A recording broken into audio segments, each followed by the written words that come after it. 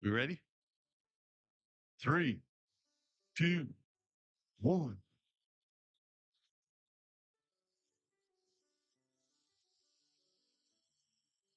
Can I talk? Oh, I tell you what amazed me. Okay. If anybody looks on my Facebook page, they will see that I posted a rabbi who actually had the nerve to email Trump and tell him that he needed to take, what's his name? Uh, Well, anyway, welcome to Hebrew Lesson 11, folks. number 11. Yeah. But he flat out told him that he needs to make him drop his anti-Semitism and threaten that he'll even take him in and circumcise it. It's got a a little comic on it. You got to look. And this is a rabbi, you know, the guy who with Candace Owens and all of them that they're putting as anti-Semitic now. Was his name? Yeah, Carl uh, Tucker Carlson. Yeah, but the rabbi actually put this on there, telling Trump to make him do that. I thought, wow, how in America? Well, yeah, but there's such a thing as the First Amendment. I don't care if you like what they're saying or not. You don't threaten them. You know, that's the way. Anyway, hello. Yes, things are going on in the world that is very uncomfortable. That is, yeah, it's going to turn around and uh, the whole world, especially the religious world, is going to be just on top of each other. It's going to be crazy. Yeah, that's going to. Yeah, you're going to have a lot to talk about, aren't you? Yeah, tune in Thursday, Deb says, to Truth and Life and listen. We never have anything to talk about on Thursday nights. Yeah, Are you kidding? This is the end times. exactly. Everything's kind of. Anyway, and yeah, I have to say that I believe it's end times too, because next Wednesday we're doing Pearl. And I was looking through it, because I'll have to admit, I want to say this one more thing. Go ahead and go on. We're going to be on lesson 11 is what we're video 11 is. But I always read Pearl like in kind of like a kiddie story, whatever, because we've got all the noise makers and all this other purpose. And rabbis today will tell you that you're supposed to get drunk. So, but you can't even tell the difference between Haman or Mordecai. And the things that they're quoting is not even what the rabbis originally that wrote that was talking about. But so you talk about taking things out of context. But I went back and I started looking at it and I read it and I said, I thought because Larry says, well, you're gonna, yes, yeah, I'll do a teachings on it. Then I got to looking at it and all of a sudden the Lord said, you need to look at this differently. So first off, I looked at the fact that there's 10 chapters, and we're in Hebrew class. What does 10 mean? Fullness, right? Means fullness. Yes. Well, it's the picture of a hand. It means fullness, right? And the reading itself, Megillah, Estar, means hidden revealed. And all this stuff started hitting me. I thought, okay, so this whole 10 chapters is things that are hidden that needs to be revealed. So then I started looking at the names, the things that happened. I looked at the Paleo Hebrew. I'm still conducting it, but this is just the Paleo Hebrew here on uh, King Ashvarosh. Okay. And it literally is a spiritual book. The one thing I never noticed, it's about a queen, right? And it's really about two queens. Well, what have we learned from the Hebrew language about female? What we say about male and female Hebrew words? Revealed and concealed, right? Okay. And that the female is on the inside. So when you're looking at feminine word or a letter in Hebrew, you're looking at a spiritual essence, something that's coming from the inside. So this whole thing, and I'll tell you one spoiler, because this is going to probably, like, uh, it did me. Okay, Mordecai and Esther. Her name wasn't Esther. It's Hadassah and Mordecai. Mordecai's really not his name either. But when you look at it, both those names comes from the incense that was burned in the holy on the incense altar. Because Mordecai comes from myrrh. Its base word is myrrh. And Hadassah actually comes from one of the fragrant limbs that we use during Sukkot. Yeah, so give you some kind of an idea of what we're going to be revealing during Purim, so don't miss it. There must be a reason that God wants it in there. They said that, of course, I guess some sort of judgment about what went in the Bible, what was included and what wasn't, was the name mentioning the name of God. And of course, the name of God is not outwardly mentioned in this story, but It's hidden. it's hidden in there. But, it's all, everything is implied. God had to have a reason that he wanted that in there. Think about it. It's about two queens, right? What does that represent? Israel. Well, I know that. The first and second temple. Oh, my. House of God is considered to be a queen to the king. Oh, okay. Yeah. I've heard of, I've even heard of the thought of like the bride of God and the bride of the Messiah and Exactly. Yes, it's the temple. Yeah. Yeah. So, that just, I hope everybody is enticed enough that they want to figure out what to look at is. Tune in next week, next Wednesday. We'll learn. We'll learn together. So, Deb, Mike, can you click us on the lesson 11?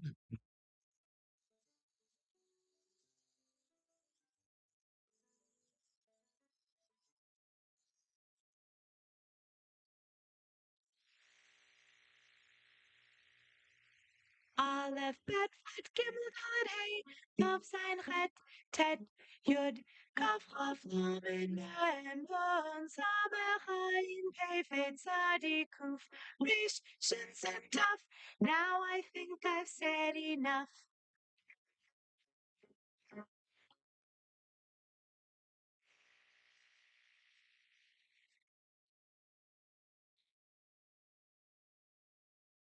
Welcome to this week's lesson of From the Alphabet, a series for anyone of any age who wishes to learn how to read and understand Hebrew, especially the Hebrew that's used in the experience of Judaism here in the United States. I'm Mark Golub. Again, it's a pleasure to be with you. Again, it's a pleasure to say thank you to all of you who've been in touch with me. The emails, the letters, even the calls come more and more each week, and it's very satisfying and gratifying to me. And all of us will continue to try to do the very best we can to bring you the best in a Hebrew course on television from the Aleph Bet. So as usual, I want to begin by reviewing quickly the letters and the vowels we've shown you so far and see how many of them you know. We're going to show you a letter See if you know the sound the letter makes, and see if you know the name of the letter, one by one, and these will be in alphabetical order. Here's the first letter. What sound does it make? You're correct. It makes no sound at all. It is the silent Aleph. Very good. Aleph is that letter. The next letter makes the sound of a B, Mitsuyan. This is the Hebrew letter called a bet, Mitsuyan. The third letter of the Hebrew alphabet. How do you pronounce this letter? If you said G, the hard G, you are correct. The name of the letter is Gimel, Mitsuyan. The fourth letter of the Hebrew alphabet. The sound it makes is, if you said D, you are correct, Mitsuyan. And the name of the letter is Daled, Mitsuyan. Here's the fifth letter of the Hebrew alphabet. It makes the sound of the English letter H, Mitsuyan. The letter is called Hey, Mitsuyan again. The eighth letter of the Hebrew alphabet. It makes the sound of the slight clearing of the throat. We write it as a CH in English, but it is really the slight clearing of the throat. And the name of the letter is Mitsuyan, Chet. This is the Chet. And the 10th letter of the Hebrew alphabet makes the same sound as the English letter Y, Mitsuyan. The name of the letter is Yud, Mitsuyan. And remember, the Yud acts the same way the English letter Y acts. If it has a vowel of its own, it is a consonant. If the Yud has no vowel under it or after it, then it is added to the preceding vowel to make an entire vowel. So the Yud is sometimes a consonant and sometimes a vowel. Now here's the 11th letter of the Hebrew alphabet. It makes the sound of the English letter K is right. It is a K sound, and the name of the letter is the Kaf, Mitsuyan. The sound of the next letter in the Hebrew alphabet is L is correct. This is the letter Lamed, L in Hebrew. The 13th letter of the Hebrew alphabet, we taught this to you last time. The sound of this letter is the M, Mitsuyan, sound. The name of the letter? Mem, Mitsuyan. And we've also shown you that the Mem is written differently when it comes at the end of a word. This is the final Mem, or in Hebrew, the Mem Sofit, Mitsuyan. And the next letter of the Hebrew alphabet. What sound does this letter make? N is correct. The name of the letter is Nun, Mitsuyan. How about this letter? What sound does this letter make? S is correct. It is the letter called Samech, Mitsuyan, and the Samech has the slice in it, which distinguishes it from the final Mem, which you can see right next to it. The Samech has the slice, Mitsuyan. Okay, what sound does this Hebrew letter make? If you said silent, you are correct. This is the silent ayin, and both the ayin and the aleph are the two silent letters in the Hebrew alphabet. They make no sound of their own. They simply make the sound of the vowel under or next to them. The silent ayin, Mitsuyan.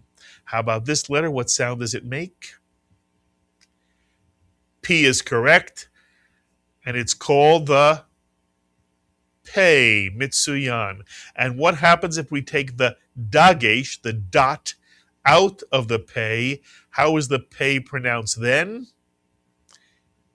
F is correct. And so we call it a Fei. It's really a Pei that makes an F sound. And remember, the pei and the fei are the exact same letter. They simply are pronounced differently if you take the dot out of the pei, called the dagesh, or you put the dagesh back into the pei. And we also taught you that this letter here is a final letter. It's a final Fe, Mitsuyan. It's a final F. And so we have here the entire Pei family. The Pei, the Fe, and the final Fe, Mitsuyan. Okay, here's the next Hebrew letter you've learned. What sound does it make? If you said R, or again, it's slightly rolled by Israelis, R, it is the R in English, and it's called the Resh, Mitsuyan. Resh or Resh, Mitsuyan. Here's the very first letter we ever taught you. What sound does it make? If you said sh, sh, you are correct. The name of this letter is Shin, Mitsuyan. And here is the last letter, the 22nd letter of the Hebrew alphabet. It makes the sound of T, Mitsuyan. It's called a Tuf, Mitsuyan. And remember that Tuf is the only letter in the Hebrew alphabet with a big toe, Mitsuyan, the letter Tuf. And the Tuf is pronounced as the letter T, whether it has a dagesh in it or whether it does not. And that's because we're learning Sephardic Hebrew, the Hebrew dialect spoken in the state of Israel. When I was young, the Tuf was pronounced as an S and called a Suf when you took the dagesh out. But in modern Israeli Hebrew, the Sephardic pronunciation, the letter Tuf is pronounced as a T with a dagesh or without a dagesh. So there you have all the Hebrew letters. Let's take a look at the Hebrew vowel sounds we've taught you so far. And remember, vowels in Hebrew are always dots and dashes as opposed to the consonants, which are letters. And remember, there's always one vowel for every one Hebrew syllable. There's always a one-to-one correlation between the number of vowels in a Hebrew word and the number of syllables in a Hebrew word. So here again, we're going to use the silent letter Aleph and add a vowel sound to it. See if you can tell me what the vowel sound is of the vowels we've learned so far. Here's the first vowel. And this vowel is pronounced, very good, ah, as in the word father. It's called a patach. And we'll put the next vowel right next to it, under this Aleph. What sound does this vowel make? And again, if you said ah, you are correct. Ah, as in father. There are sometimes, by the way, when the kamatz is pronounced slightly differently, or as the kamatz is pronounced in Ashkenazic Hebrew, but by and large, in Sephardic Hebrew, both the patach and the kamatz are pronounced ah, as in the word father. Let's take a look at the next two Hebrew vowels. How is this vowel pronounced? If you said O, as in Coke, or as Coca-Cola, you are correct. The Israelis tend to pronounce it O, not as much of a long O. We are learning it, however, as an O, and it's called the Cholam. This actually is the Cholam Malay because it has the Vav underneath it. And right next to it, we put up the other way you do the O sound, and this is called the Cholam Chaser, since the Vav is not written under it. But in either case, both of these vowels are pronounced O, as in the word Coke or Coca-Cola. And the next two vowels, how would you pronounce this vowel sound? Oo is correct. And remember, we taught you that if you're hit on top of the head, you say O. If you're hit in the stomach, you say oo. This is the shuruk. And next to it is the other way of writing the vowel sound oo in Hebrew.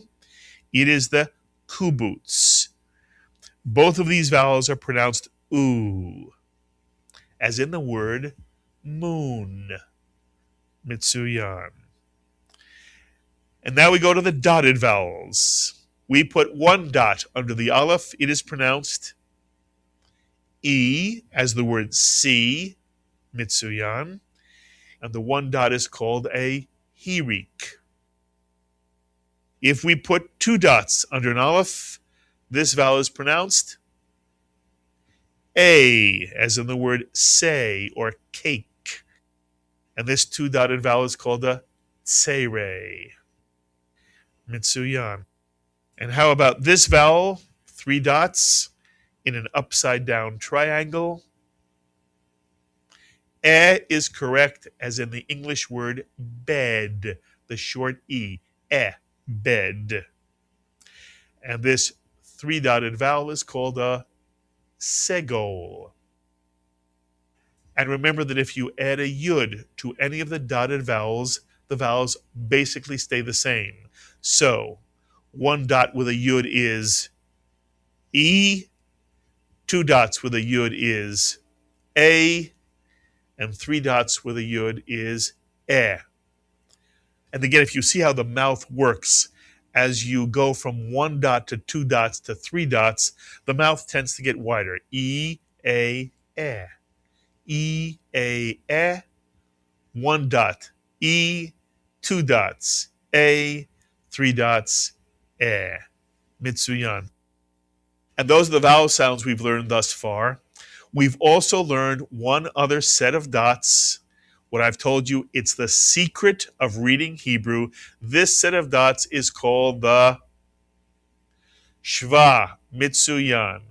And Alex, what's the famous rule about the Shva? The Shva is never counted as a vowel. There you heard it. The Shva is never counted as a vowel. And that is true when a Shva is silent, and even when it is pronounced, and it's pronounced as a short I in English, I, as in the word fish. But even when there's a pronounced Shva, I, it is never counted as a vowel. A Shva is the only set of dots in Hebrew that is not counted as a vowel. Let's see again how the Shva works. Now remember, a Shva is added to the beginning or the end of a syllable to complete the syllable. But the Shva never creates a syllable of its own.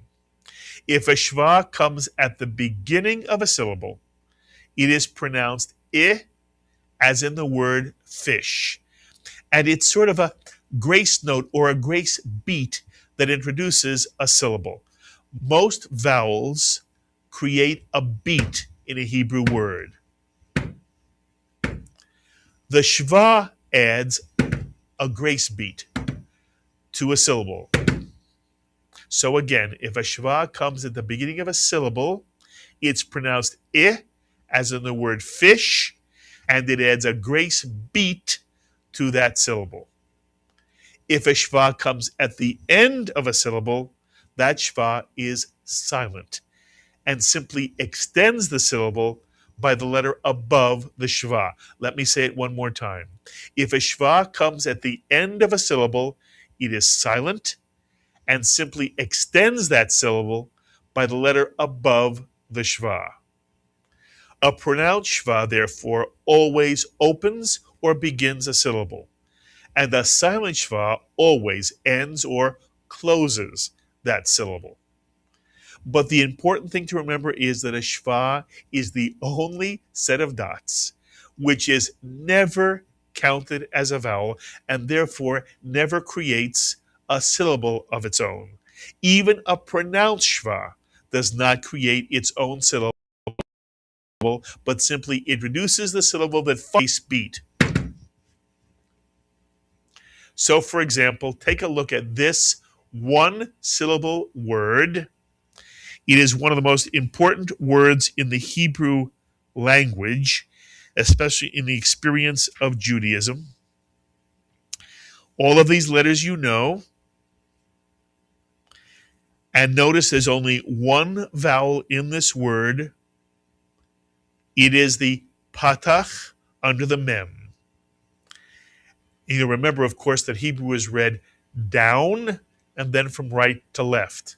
And you remember that a shva is always pronounced when it comes under the first letter of a word, since obviously it's going to begin that syllable. The shva under the shin is pronounced I, as in the word fish. Therefore, can you tell me how to pronounce this very important one syllable Hebrew word? And if you said Shema, you are correct. Shema. Not Shema, but Shema. One syllable.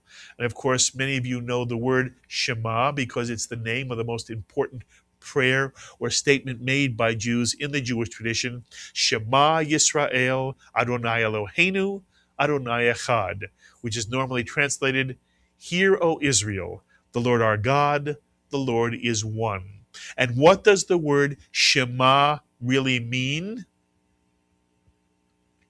Shema means hear or listen. Hear or listen. And the trick to Hebrew or any foreign language is associating in your own mind a mental picture of the same idea that you have when you hear the word in English with that same word in Hebrew. So whatever you imagine in your mind when you hear the word hear or listen, you should now associate with the word Shema. To hear or listen. By the way, the rabbis also use the word Shema to also mean understand. It's not enough to just hear something. It's to hear it in a way that one begins to understand it. And therefore the line Shema Yisrael, Adonai Eloheinu, Adonai Echad doesn't simply mean listen, Israel. Adonai is our God and Adonai is one. Rather it means listen and understand in the core of your being that Adonai is our God and Adonai is one. And we'll talk more about the Shema another time. But right now we're using the word Shema to teach the notion that the shva is never counted as a vowel even when it's pronounced. Here you have a one-syllable word, Shema. To hear, listen, understand. It is the command, by the way. In English, the imperative tense. To hear, to listen, with the sense of understand. And that's the pronounced shva. A silent shva simply ends a syllable and extends that syllable by one letter, the letter above the silent shva.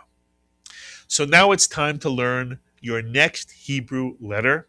And what we're really going to do is complete a family of Hebrew letters, similar to the family of the pei, fei, and final fei.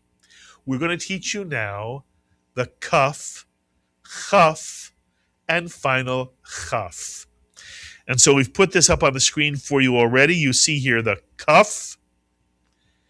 If you take the dagesh, or the cufflink, as some people see it, or the cat's eye, out of the kaf, you get a chaf.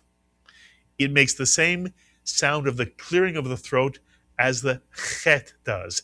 The chet and the chaf make the same sound. And therefore we express the chaf with the same two Hebrew letters, ch, and sometimes you'll see it transliterated as a kh.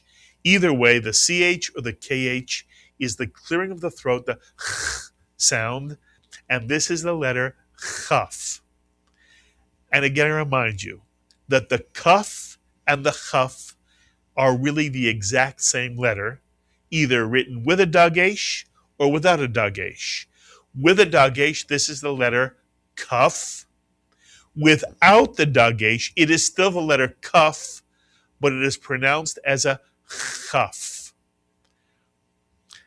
And why are there times that there is a dagesh or not a dagesh? It has to do with where the letter appears in a word and whether it is beginning or ending a Hebrew syllable. But it's the exact same letter, but the kaf is one of the 3 Hebrew letters which does change its sound depending on whether it's written with or without the dagesh. So here is the kaf, which makes a K sound with a dagesh. And here is the chaf, again, the slight clearing of the throat when you take the dagesh out of the kaf. And the chaf is also written somewhat differently when it comes at the end of a word. Let's go back to the fei. When a fei is written at the end of a word, it's as if someone grabbed the horizontal line at the bottom and pulled it straight down below the line upon which letters are written to make the final fei. And if you want to remember what a final letter is, just push the letter back up to its horizontal position. And there you'll see it as the fei again. And if we do the same thing with a chaf, if we grab a hold of the horizontal line at the bottom and pull it straight down, it becomes a final chaf. And you'll notice how in the upper right-hand corner, it becomes a little fancier. The line extends to the right. But this is how you write the final chaf. Sometimes, by the way, young people mistake it for a final dalid, since it looks like a dalid that doesn't go below the line. But first let me say, there is no final dalid. There is no final dalid in Hebrew, just a plain old regular dalid. And second, remember that if you want to know what a final letter was or is before it is written in its final form, just push the line back up to its horizontal position. And here you see the letter looks nothing like a dalid. It is the chaf. So again, if you write the final chaf, it looks like this. And it's pronounced ch. It is the final chaf. And here is the kaf family. The kaf, the chaf, and the final chaf. And there's one more thing to show you about the final chaf. I've taught you already that every Hebrew letter has either a vowel or a shva. And that very often you will see a word written and the last letter of the word doesn't seem to have either a vowel or a shva. And that's because every letter that ends a word ends a syllable, and therefore if it does not have a vowel, it must have a silent shva. And because it must have a silent shva, it's understood, and in most Hebrew words, it's not even written. Let's take a simple example. You know this Hebrew word. See if you can pronounce this word. If you said lechem, you are correct. Lechem. And lechem means, very good, bread. Lechem means bread. Whatever you imagine when you say the English word bread, you should imagine when you say the Hebrew word lechem. Lechem. And notice that the final mem in the word lechem has nothing written under it.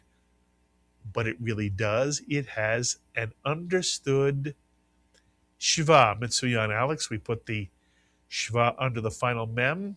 It's understood. And therefore, since it's understood, it's not written. And virtually every Hebrew letter, when it comes at the end of a word, if it has a silent shva under it, that silent shva is simply understood and not written, except with one Hebrew letter. And the one Hebrew letter where the shva is written at the end of a word is with the final chaf. Almost because they like the way it looks. And notice the shva is not put under the line, but is put inside the final chaf. This is the way a final chaf looks if it has a silent shva with it. The shva is written inside the chaf, above the line upon which all the letters are written. Again, normally Hebrew vowels are placed below the line. With the final chaf, the shva is placed inside the chaf above the line. And that's also true if the final chaf has a vowel. Very often the final chaf will have the vowel kamatz, and the kamatz is written again inside the chaf. So how would you pronounce this syllable, the final chaf with the vowel kamatz? If you said cha, you are correct. This is the syllable cha. It is often written at the end of a word. The point here is again that when we write either a shva or a vowel with a final chaf, it is written inside the letter. It's the only letter that that's true for, where the shva or the vowel is written inside the letter and above the line.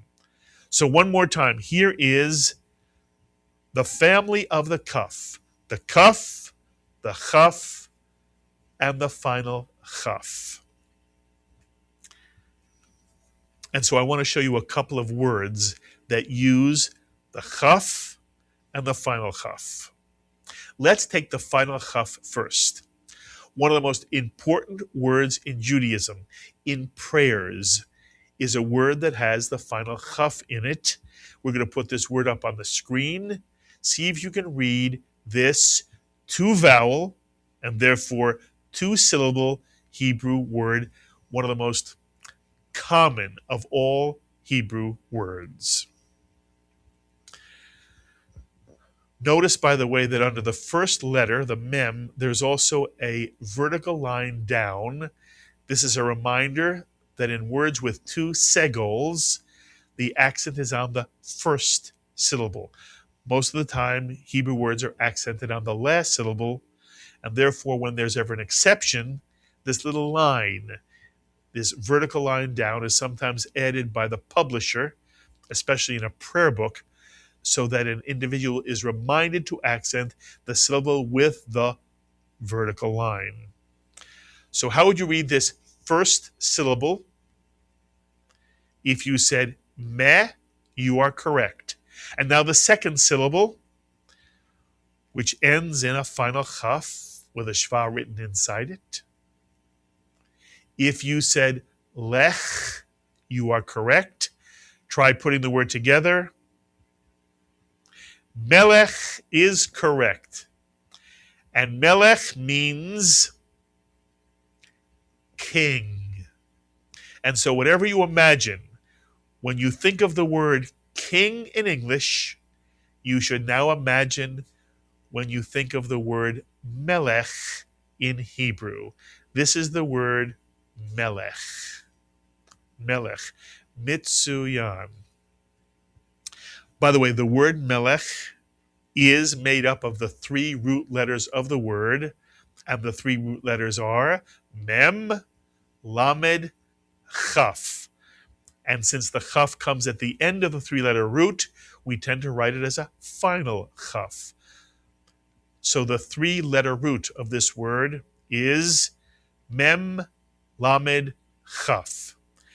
And whenever you see a word with these three letters in this order, mem, lamed, chaf, it has something to do with royalty or kingship or sovereignty. So, for example, take a look at this word.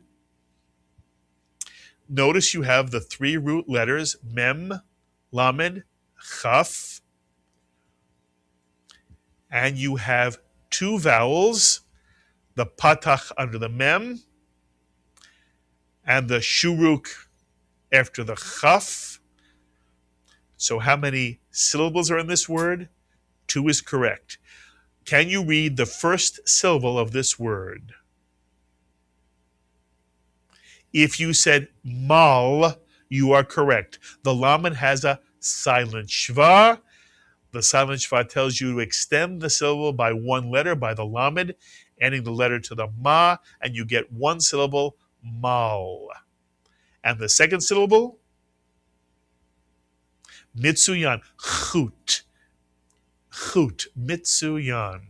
And therefore put the word together, these two syllables, and you get the word malchut, from the three-letter root, mem, lamed, chaf. And if you know the root, you have an idea of what the word means. And malchut means a kingdom. The melech rules a malchut, his kingdom. Malchut. Mitsuyan. One more word with the 3-letter root mem lamed kaf. A 2-syllable word. Can you read the first syllable? If you said mal, you're correct again. Mal. The shva under the lamed is silent. Tells you to add the lamed to the preceding letter and vowel. Mal. And the second syllable? Ka. Mitsuyan. And you put these 2 syllables together, you get the word Malka, Mitsuyan. And Malka is the feminine of Melech. And so if Malka is the feminine of Melech, you know the word Malka means a queen, Mitsuyan. And in the Jewish tradition, the Shabbat is called a Malka. Shabbat HaMalka, the Sabbath queen. How beautiful. Shabbat HaMalka, the Sabbath is the queen. And now one other word with the chaf. And first I'm going to show you a 3-letter root again. The 3-letter root here is the bet, the resh, and the chaf, or the kaf. And whenever you see this 3-letter root, it has something to do with blessing. Something to do with blessing. So let's take a look at these 2 Hebrew words, very well known. You hear them all the time. First, a noun. Take a look at this 2-vowel and therefore 2-syllable noun. And notice that this time the shva is under the first letter of the word, which means it's pronounced I, as in the word fish. So how would you pronounce the entire first syllable of this word? If you said Birah, you are correct. Birah. The kamatz is the vowel under the resh for the syllable, and the bet and the shva open or introduce the syllable, begin the syllable, and therefore the entire syllable is pronounced Birah, as if the bi were a grace beat. Birah. And how about the second syllable? If you said cha, the chaf, the letter we learned this lesson, plus the kamatz, and the hey is always silent at the end of a word, cha is correct. You put the word together, you get bracha. Bracha. A 2-syllable word, bracha, from the Hebrew root bet, resh, kaf, that has something to do with blessing. And the word bracha means, as a noun, blessing. A bracha is a blessing. A blessing.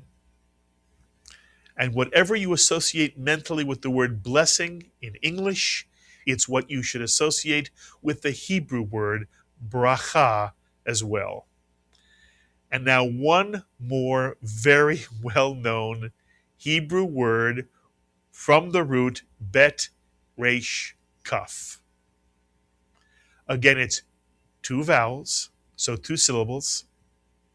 Can you read the first syllable? Ba is correct. Mitsuyan. It's simply the bet with the kamatz. You wouldn't add the resh because the resh does not have a silent shva under it. So the first syllable is simply ba. And the second syllable, ruch. Mitsuyan. Ruch. And you put the word together, you get baruch. Mitsuyan. And baruch means blessed. Normally, blessed is or blessed are, depending on what the word following Baruch is, but it is the past participle blessed. Baruch. And of course, every blessing, every bracha, begins with the word Baruch, blessed, very often Baruch atah. And you can also read the word atah. Atah means you. Baruch atah, blessed are you. And it tends to go on to say, Baruch atah Adonai, whatever the blessing is about. Blessed are you, Adonai, or O Lord.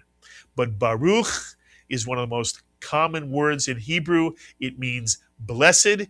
It comes from the Hebrew root bet, resh, kaf, as does this noun, bracha, which is the noun for blessing. So there you have the kaf family, the kaf, the chaf without a dagesh, and the final chaf with the shva written inside the chaf.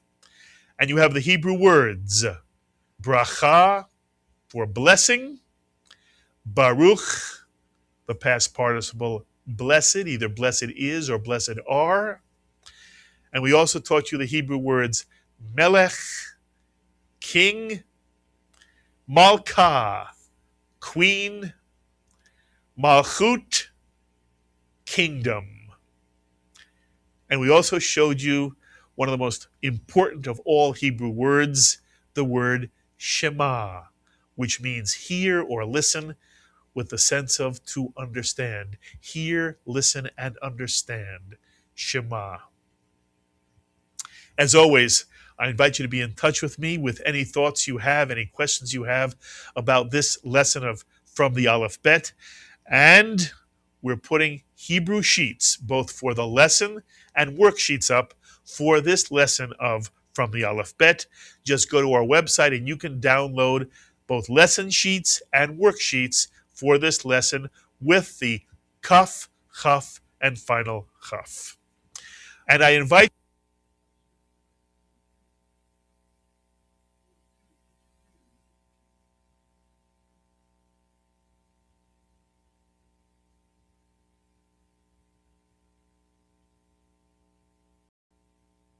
Is everybody excited now?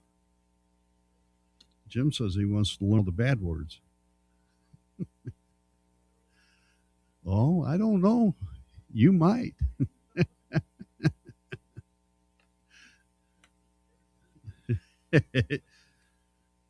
You like Haman, you know, those bad words. Haman, you know. He might say Haman, you know, we don't know. Depends on if he's talking about Sephardic or Ashkenazi. So, anyway, thank you for attending. I hope everybody's finding it easier and easier to read Hebrew and all the words that you've learned. One of these days is going to surprise you by putting our prayer book up here and having you go through some of the prayers that we don't normally say. So, in Hebrew anyway. We say them, but we don't say them in Hebrew. Sound like fun? Hebrew. They have little Hebrew lessons on Facebook.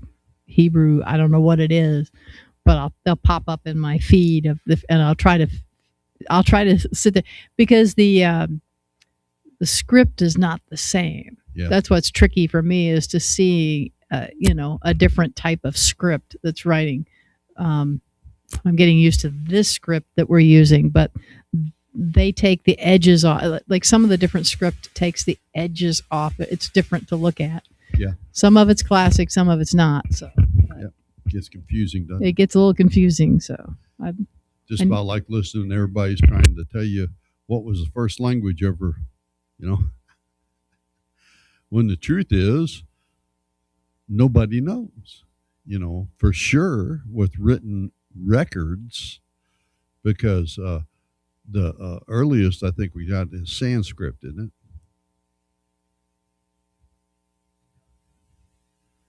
Well, I think they knew I'd say that they knew Hebrew in the beginning because, you know, you can look up just about any of the ancient texts, especially the ones they're finding now, and find out that Enoch put his book in the ark in the ark, the one that floated on the water, inside the ark.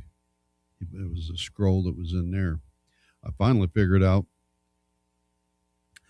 after I spoke out of turn. I'll put it this way now, since I woke up and decided that I spoke out of turn when I went to see the ark that they had done over there. I finally figured out the scroll that they were supposedly reading from, Noah and his sons, was the scroll of Enoch. And, you know, I don't really know if the Levitical prayer was in there, the Levitical blessing was or not, but they chose to believe that it was, and they put it in there. You know, that's what they were saying when I looked at it. And my brother, you know, asked me, well, is that right? And I said, well, you know, they didn't do the Levitical blessing until the temple was made, but they seem to think that they did, because you know, there's then they're, you know, Baruch atah, you know. Okay, so I ain't got no argument with that. What's the point of trying to beat somebody up with the Torah? You know, they had to have some language that they talked. Is that, you know, God said that the world was of all one language until the Tower of Babel. So there had to have been some language that they talked. Huh? Well, the Tower of Babel was before the flood. The Tower of Babel, when they was up there trying to build a kingdom to heaven. And then God confused their language. But anyway, please, if you get a chance, tune in and let everybody know, come to the Purim teaching, because we're going to look at Purim possibly a way that I haven't found anybody looking at it yet. Okay, everybody is still too tied up with their drinking parties and gambling parties, and I've even seen some of them that their big deal is eating shrimp. So imagine the look on my face when I walked into a congregation that was, because I got invited to their Purim party, and I went to the Purim party, and here's a big buffet that's got lobster tail and shrimp and all of this stuff sitting back there, and I'm saying, what?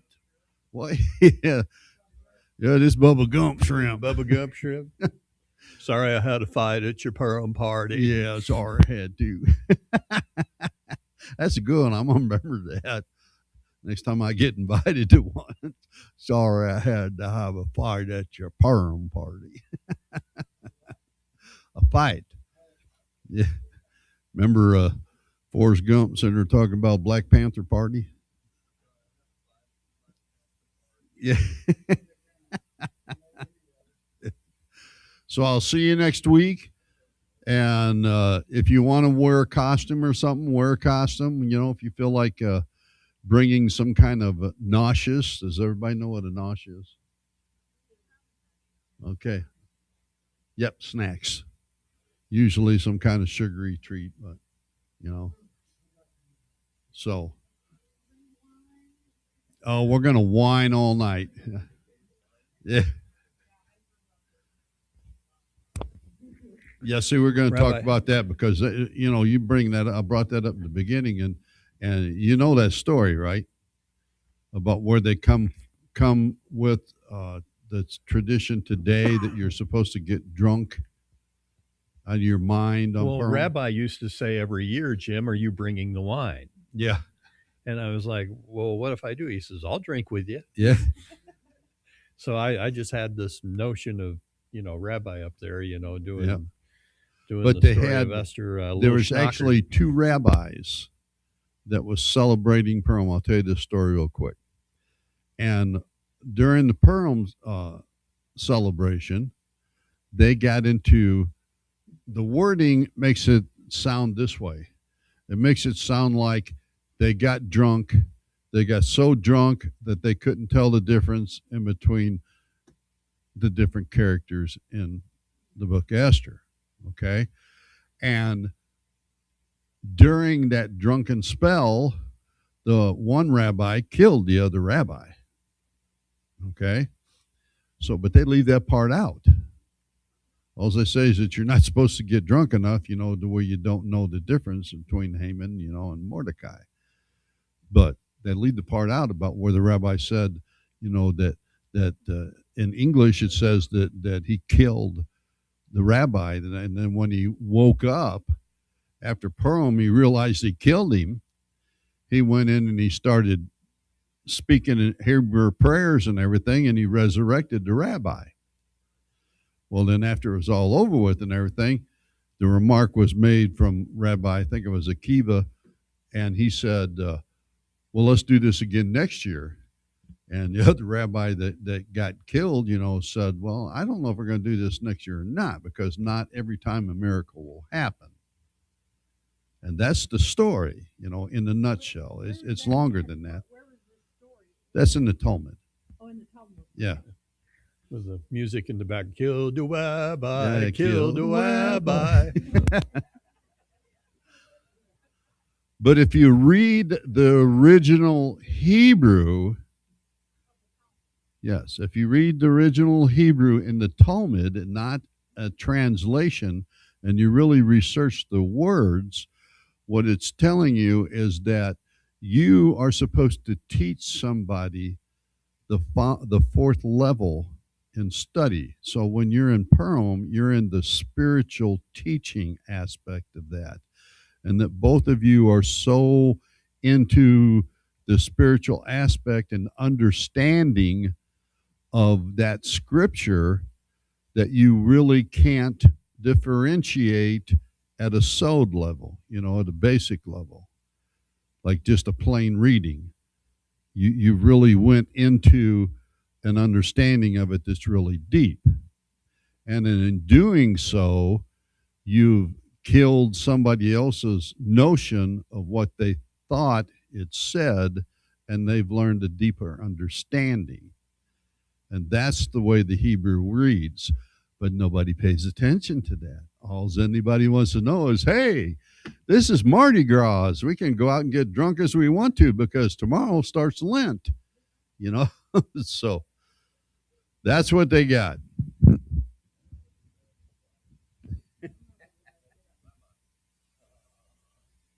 hunting